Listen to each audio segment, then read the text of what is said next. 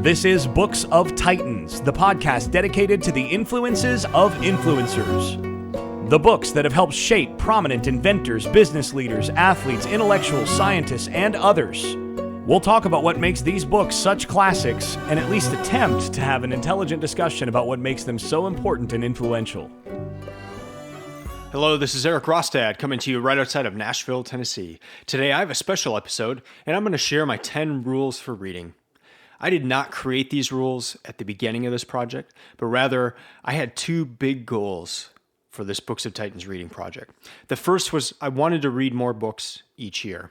And the second goal was I wanted to remember what I read. I had a problem in the past where I would read books and then not be able to recall a single thing from those books. So I've set a lot of things in place. I've changed a lot of things, and these rules are a result of those two goals. And these are the things that allow me to accomplish these two goals in the reading project. I want to make clear that these are my rules. I'm not suggesting that these become your rules. I am, however, suggesting that you create your own set of rules. You can use mine if they work, but I want you to also experiment and see what works best for you. I know rules can sound oppressive, but they're not. Your rules should create a sense of freedom. They should open you up to be able to read more. Discipline equals freedom, as Jocko Willink always says. I've covered some of these ideas in past episodes, but this will be the first time I've shared them all together in one episode. I shared these rules on social media last week, and I got some great feedback.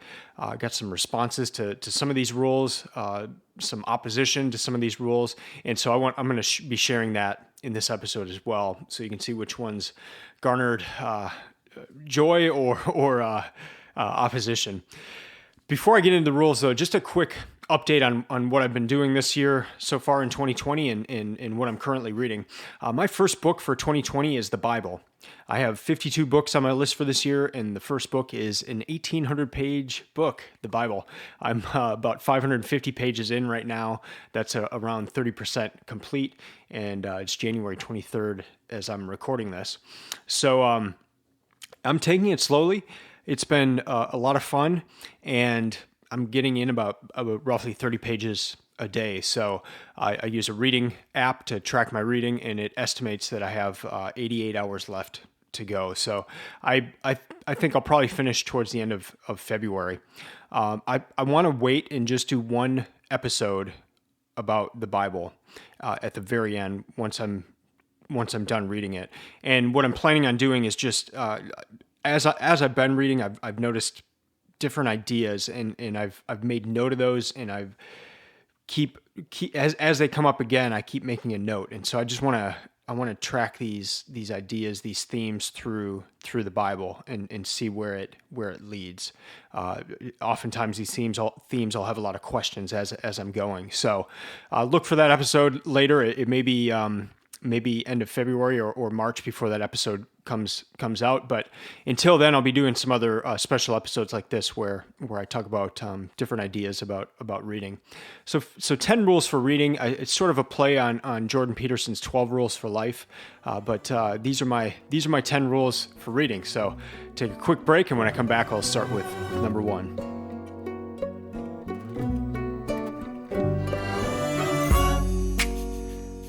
All right, here's rule number 1. 52 books per year.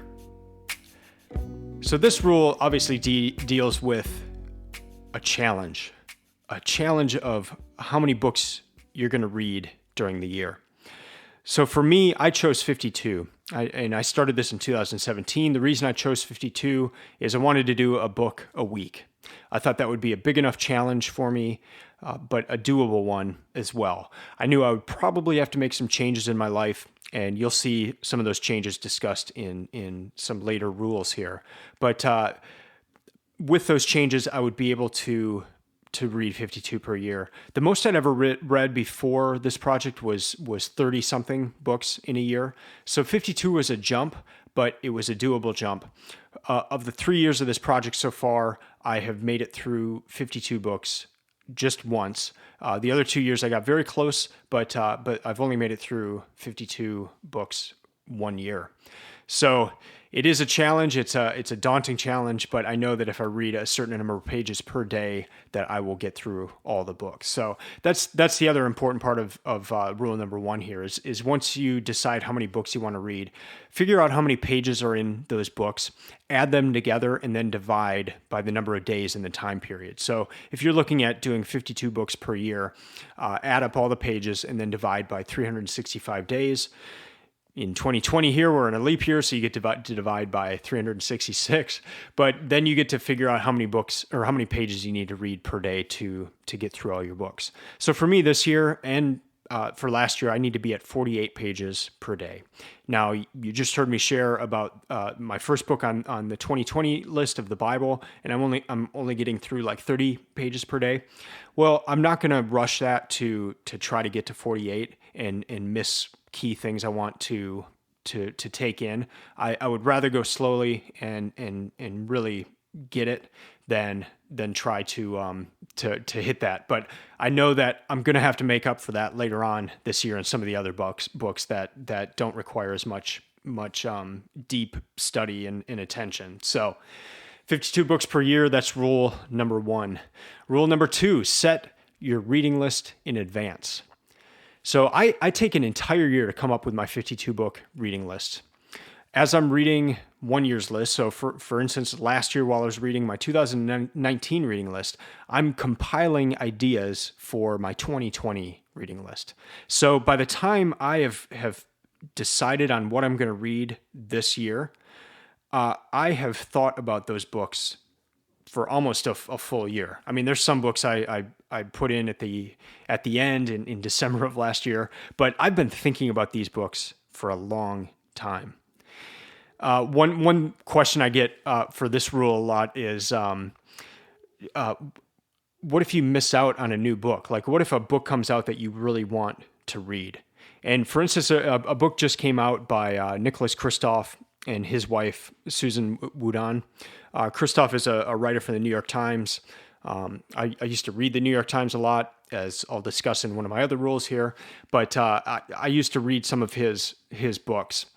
And he wrote a lot about Asia, and he was actually in China during Tiananmen Square in 89, and he has this quote where he says, journalism is one of the few professions where you're running towards what everyone else is running away from. But he has this new book out, and it just came out like this past week, and there's part of me that's like, oh man, I want to add that to my list this year. But you know what? I'm glad I don't, because a lot of times the new books come out and they get a lot of hype, but they turn out to not be that good. And I'm not saying that's the case for this book, but by setting a reading list in advance, you avoid a lot of those types of books. Sometimes the author is very wealthy and they have the ability to market the book very well. And so it looks like it's a really good book, but it's been marketed really well.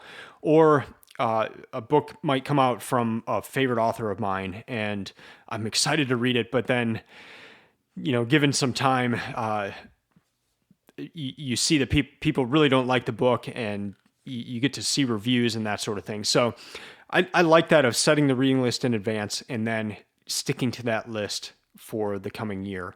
And that really helps me to vet a lot of these books and then see if it is really something that I want to add to a future list. Rule number 3, randomize the reading order. This is one of my secrets.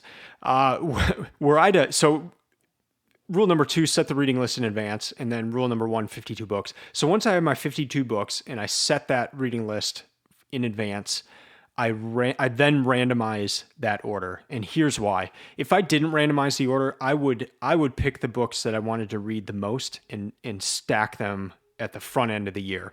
So I would have all of the books that I'm really excited about, like in January and February. And then some of the books that I'm maybe not as excited about would be towards the end. And I just know that would hurt my ability to get through all the books. And so I use this tool called Randomizer.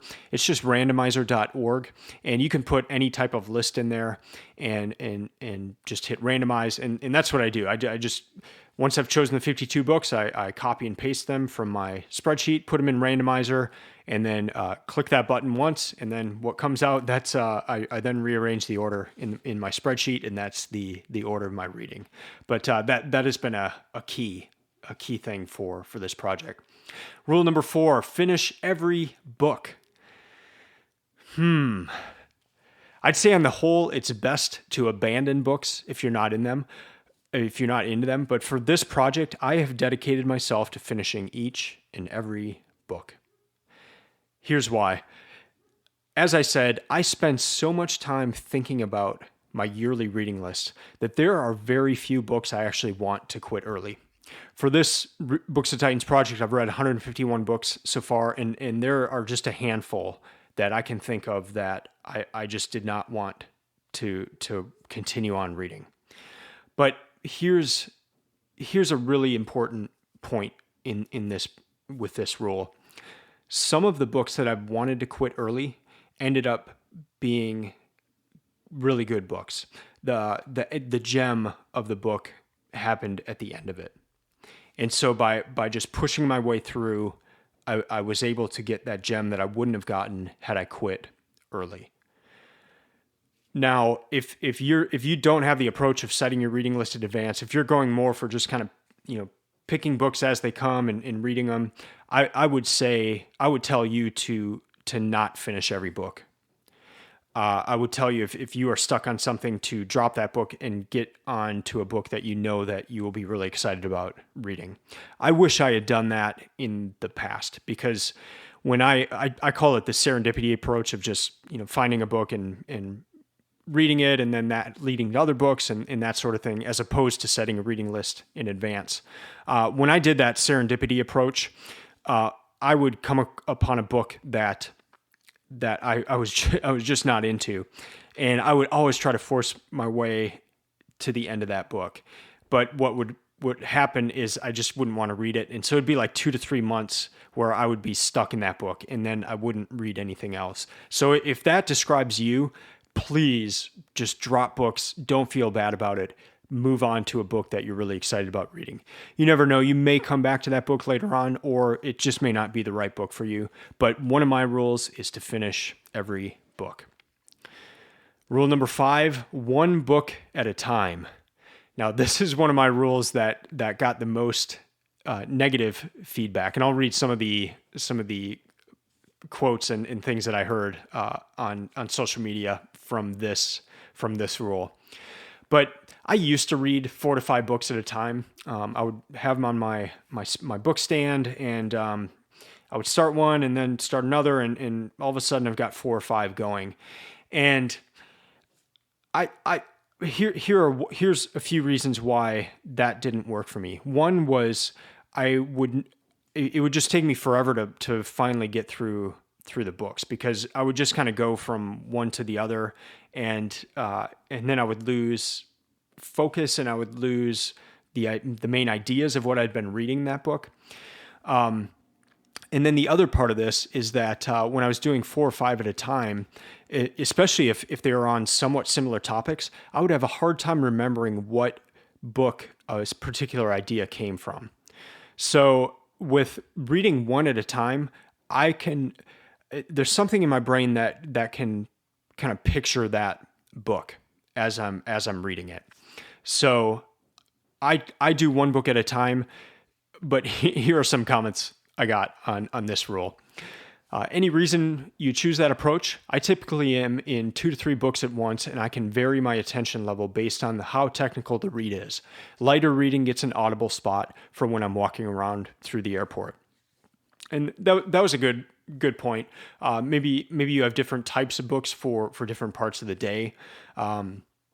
Again, these are my rules. If 2 or 3 books or more works better for you, do that. But I've found one book at a time to help me focus better and get through books faster. Here are a few other comments I got on this rule. I usually read those. I will be taking notes. in the morning, and more fluid ones, biographies, popular social science in the evening. That works well for me. Another quote, I'm curious why one book at a time. I heard people that like reading a couple books at a time to stimulate ideas and make connections, but I'm curious to know your opinion.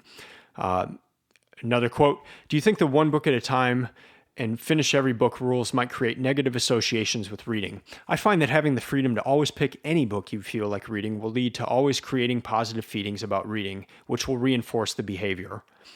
And then a final quote. Also, fully support one book at a time. I feel the more focused this way rather than jumping from one book to another.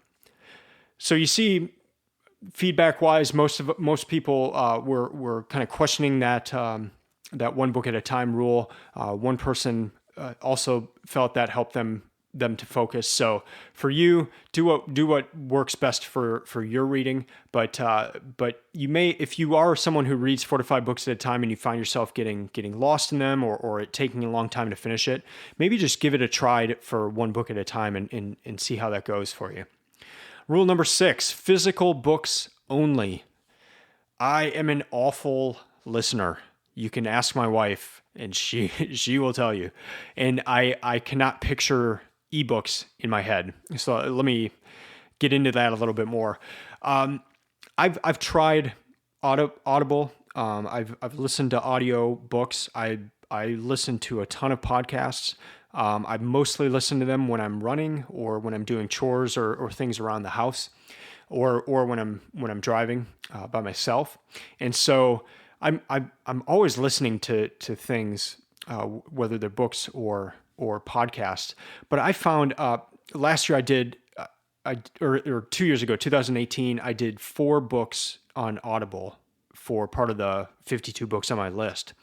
And I couldn't even do a podcast episode on those books because I couldn't recall enough of the book to be able to record a podcast on it. So there's something in me that I need to see the page I'm reading. This is especially true for books with names and words that I can't picture in my head. So if it's like a new name or the name of somebody, and I need to see that name for it to click in my head. I can remember them saying the name, but just having the visual really helps me.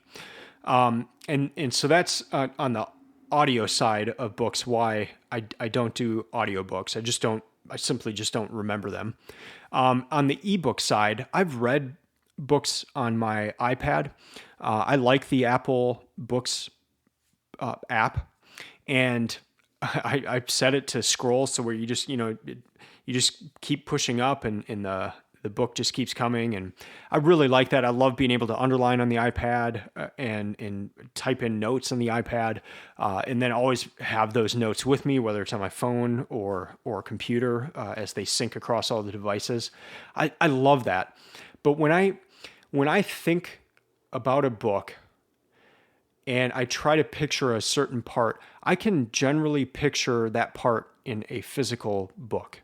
I'm nowhere near a photographic memory or anything like that, but I do have some sort of a locational memory. So if I am thinking about a particular idea that I've read about in a book, I can picture where that was in the book. So like if it's on the top left side of the book as opposed to the bottom right or that sort of thing.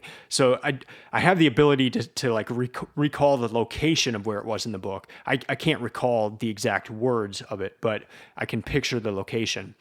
I can't do that with a digital book because the page is continually moving for me. So with a physical book, I can think back to that idea, kind of see it in my head where it is in the book, but I don't have that same recall with an iPad or with a ebook. So that's the reason I have gone to physical books. The other main reason is I love the ability to write in my books. and they almost become my notebooks in a way. I write in the back of the books, and I write after each chapter. I underline, I write in questions in the margins. I write how these books relate to other books for part of this project in the margins. So these books are actually becoming notebooks for me. In the past, I would not write in books. Now I write all over them. And I can pick any book off of my shelf now that's been part of this project. I can flip to the back cover and I can see all the main notes that I've taken from that book. I know I can do that in an ebook, but there's something about also writing it that just makes it more tangible to me. One comment I got on this rule of physical books only, the person said, no audiobooks or digital books? That sounds nitpicky to me. Kindle and Audible make it much easier and convenient to consume books.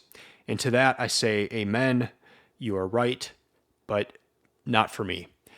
If audiobooks or digital books work for you, do them. I wholeheartedly support them. If you're a truck driver and you have all day in your car and you can be listening to audiobooks and podcasts, that's amazing. You are fortunate. So whatever medium works best for you to read the books and then to recall them, do that. But remember, one of my main goals for this project was to be able to remember what I read. I found that physical books help me to remember what I read. Audio and ebooks do not. Rule number 7, always carry a book and a pen. You will be amazed at how much time you have during your day when you have your book with you. The trick is here to pull out the book before you pull out your phone. Because if you pull out your phone, you will get stuck and you'll open up social media and you'll get stuck there. But if you have that book with you and you always open that up first, you will get a lot of reading done during that time. So one example I give, right now, my wife and I have 2 young kids. And so if we're all out in the car together, chances are one of those kids is going to fall asleep. But if we're out doing errands, my wife might go in with the child that is not asleep and might go into the store, and then I stay in the car with the child who's asleep. Well, that ends up being like 30 minutes of time where I get some reading done there. And if I didn't have the book with me, I would be on my phone or doing something else. But all these little pockets of time can add up.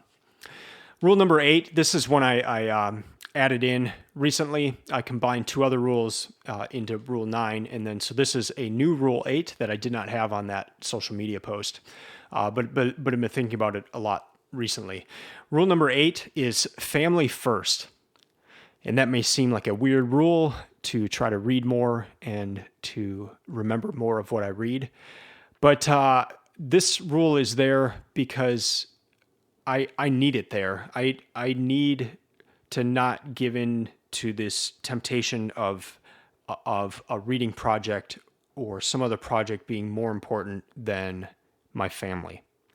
So if I find myself saying, I just need to get through this chapter, as opposed to, no, I need to be with my wife right now, or I need to be playing with my kids. Rule number 8, family first. Rule number 9, no TV and no news. I've heard the average American watches 4.5 hours of TV a day. Can you imagine how much Americans would read if they even took half of that amount of time and dedicated it to reading? I would guess people would be able to get through 100 books a year if they were not watching 4.5 hours of TV. But don't get me wrong, I love TV. I get just as addicted to shows as the next person. But that's why I make it a rule to not watch TV. And I'll watch the occasional movie with my wife. I'll watch the occasional show with her. But the main idea behind this rule of no TV is just to not always have it on. And so when I hear that stat of 4.5 hours of TV per day for the average American, to me that seems like people who, when they wake up, they put the news on, and so they're doing other things. Maybe they're getting ready, they're eating breakfast, but the news is always on, or some TV show's on, and then they get home from work, and then the TV's back on, and it's always on. We in our house, we just don't always have the TV on. When I go to people's houses and I stay with them and they always have the news on or something like that, or I go to a doctor's office and the news is on, or even airports now and the news is always on, I start going crazy. Like I can't stand it. But I think that's how a lot of people live. If you just get rid of that TV always being on, it opens up a lot of time. And so this is not a killjoy thing of don't ever enjoy things. I consider movies to be one of the greatest luxuries. I love going to movies, but on the whole, I avoid TV and I avoid spending time on movies. I would rather read a book. I just heard a great quote. Somebody said, if you are binge watching Netflix, you just have not found the best. You have not found the right book. And then for news, I used to read the New York Times or the Wall Street Journal daily. I used to get those every day. And for that started in college because I was a business major and we were required for some of the classes to either get the New York Times or the Wall Street Journal. And then we would discuss what was in the paper in class. But I've just gotten to the point where I'm not able to tell what is legit and what's not in the news. And then news also focuses on the tragic and the urgent. And so even if those things are 100% true, if the things that are being reported on are 100% true, it's creating a false sense of reality in me. And this really came to my mind a lot when I was reading Factfulness, where it just talked about the different things going on in the world and how skewed all of our perceptions of the actual numbers of what's going on, how skewed that is. And I think a lot of that is from news. So it's not like there's, well, maybe there is, but I don't think there's just some like evil intention of news media to have us go a certain way mentally or something. But it's just the nature of it. The things that are going to entice are the urgent and the tragic. But that one plane crash should be compared to 100,000 safe landings of planes, but it's not. You just hear about that one plane crash. So that's where things can get skewed in your head. And so this one obviously garnered a lot of comments as well. So I want to read some of these. I definitely agree with giving up the news. It has improved my anxiety levels 100%, and I still manage to stay up to date on the things that matter.